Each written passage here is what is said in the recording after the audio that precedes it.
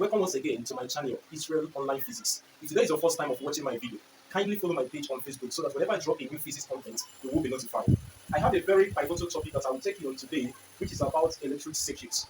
Many students they tend to rush this topic without them getting the rudiments or the fundamental things they're supposed to know about electric circuit, and they just jump into the calculation. That is very wrong. Just stick around as we proceed to teach and to explain what electric circuit is all about. So what is electric circuit? Let me start from the definition. Okay? Definition. If you are asked to define electric circuit, there is a simple definition you should use, and that is this: that electric circuit is that very part that allows for the flow of electric current. Full stop. Let me just write it down. That electric circuit is the part that allows the flow of electric current. Okay? That is what electric circuit is all about. Electric circuit is that very part that allows for the flow of electric current. Let me draw a diagram to explain it further. Remember what we call dry cell. And by the way, your dry cell is your battery. That's your finger battery, okay? So I will use dry cell as the source of my power today, okay? Because I cannot carry generator and come here and start to draw generator. So forgive me for that. So I will use dry cell, okay? All right. So this is your battery. And in every given battery, there is usually what we call electrode. And what is electrode? Just that metallic substance that allow the passage of either electron or the proton. And don't forget that in this very electrode downward here, this one is my minus, and this minus electrode is what we call the electrode. Okay? Then for this one is my plus, that is positive electrode, and that is what we call the proton. The proton. Don't forget the diagram of your atom, okay? So this is your electron, while this is your proton, okay? See if I should have a bulb here. This is my bulb, okay? Let me draw it very well so that you allow me to write it a bulb, okay? This is a bulb. Now, if I connect a wire here, don't forget that wire is always a conductor, okay? A conductor, a very good conductor of heat and electricity, especially copper or zinc, okay? So this is my wire, okay? Then I will also connect the other terminal of my wire to this very point of the proton, which is the positive now. Don't forget that electron is always quick to run out, okay? To be attracted to this very proton. That is the way it works.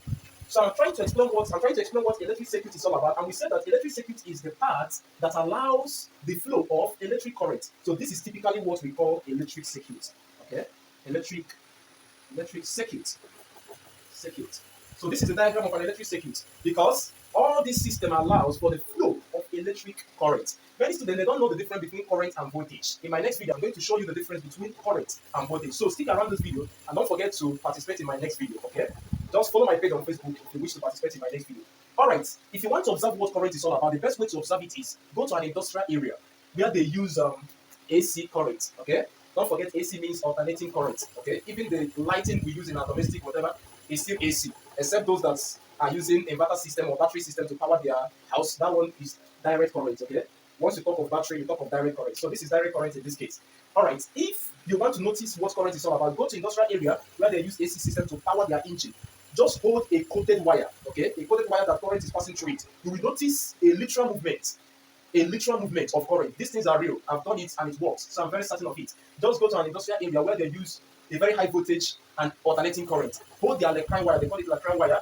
Hold it, the one that is coated, don't hold the naked one, okay? Hold the one that is coated. You will literally observe the current passing through that very wire, okay? That is the current we are talking about. So this system, because the electron, because this is a battery cell, the electron is not, the current it passes is negligible. That is why if you are holding the wire, you may not even notice it. The same thing with domestic wire, which is single phase. Single phase is when we have a live wire, okay, which is usually red, and a neutral wire, okay, neutral wire, which is usually black, okay. This one is usually red, this one is usually black. See, if you should hold your red or black wire in your domestic house, you will not notice this current. But if you go to an industrial area where they use 16 mm to connect their light system, just hold the 16 mm, you will literally notice the current passing through it. So that is current for you. But for this, the electron passing through this wire is negligible. That is why if you should hold it, you won't notice it much, okay? But that's by the way, since this system was able to allow the flow of these currents in it, okay? We said that this system is an electric circuit. See, if they ask you what electric circuit is all about, it is that very given system that allows for the flow of electric current. Now, the next question is this: how does this bulb get lit? How do you light on this bulb? It is very simple to light on this bulb. This is the way it works, the way the battery works. Every dry cell, that is your finger battery, that's what I mean by dry cell.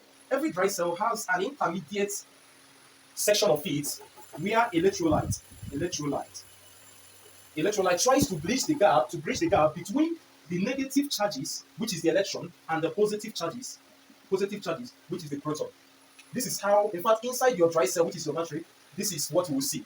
You have an electrolyte, and this electrolyte tries to prevent this electron. Remember that electron is always quick to move. It's always quick. I want to move, okay? This electrolyte will tell the electron and say, be quiet, you are not moving anywhere until I instruct you to light on this. So this electrolyte helps to prevent in your battery, it helps to prevent this electron from moving to the proton, which is the positive charge. Don't forget that like charges repels. They repel, okay? While unlike charges attracts. Unlike charges attracts, okay? So they attract. That means this electron, it has affinity for this proton. So it always wants a situation whereby it should be allowed to go and be attracted to this very proton. But this electrolyte, the work or the function of it is to prevent this electron from passing through this proton. But whenever, remember, let me put a gap here. Remember, this symbol stands for switch. This symbol, two dots like this in different section or cross section of a terminal or a wire, is called a switch. Anytime you see this symbol in your physics, just know that it's a switch. So if I should close up this switch, what I mean by closing it up is open now. If I should close it up, I will have it like this. If I should open it, I will have it like this. So once I close up this switch, this electron will now have to light on this bulb. It will light on the bulb. So the question is, what is now the responsibility of this very proton? That's the question. The proton is not what that lights this bulb. The role of this proton is to complement this very electron that lights the bulb. The main charge that lights this bulb is the electron and not the positive. I know you are thinking about is the positive. No, it is the electron that flows to light on this bulb. So the proton helps to complement this electron to light on the bulb. Now, once this bulb is being lighted, you will notice that this electron will now be transmitted to this very proton. Remember I said that unlike charges attract. Let me write it down here. Unlike charges. What do I mean by unlike charges? When negative and positive, when you bring them together, they tend to attract. But when you talk of like charges, what do I mean by like charges? When you bring negative and negative, they repel. When you bring positive and positive, they repel. That means they bounce back, they spread aside, okay? But when you bring unlike charges like positive and electron, which is negative now, in this case, they tend to attract. So as this electron passes through this battery to supply light to this very bulb, what happens is that this electron will still go forth to be attracted because unlike charges attract. It will go forth to be attracted to this positive charge. And once the first charge attracts here, it will be reducing. If this second electron passes and attracts to this very one, the second one will reduce. If this third one attracts here, it will reduce. The fourth one attracts here, it will reduce. The fifth one attracts here, it will reduce. And the sixth one, when it attracts here, this will also reduce. And that is why you say that my battery have died, okay? This is how your battery dies. This electron, the role is that it goes up and convert the electrical or chemical energy to a heat energy that lights the bulb, okay? It is not actually the chemical energy that was converted to electrical energy that lights this bulb. Remember, a bulb has a tiny substance called a filament. So what happens is that this electrical energy is converted to heat energy that tends to heat up the filament of the bulb. And as it heats up the filament of the bulb, it's going to make this bulb to light, okay? It is the heat energy that this electrical energy is converted to at this very filament that enables the bulb to light up. Then don't forget that as your electron is moving forward, it will keep attracted to this very proton until every electron you have here is discharged, and that is the power of this electrode. Assuming there was not an electrode here to be an intermediate between this positive and negative value, the implication is that every negative value will rush immediately and be attracted to this very positive charge. But because of the power of this electrode, it's going to prevent this electrolyte, it's going to prevent this very electron from going directly to this very case.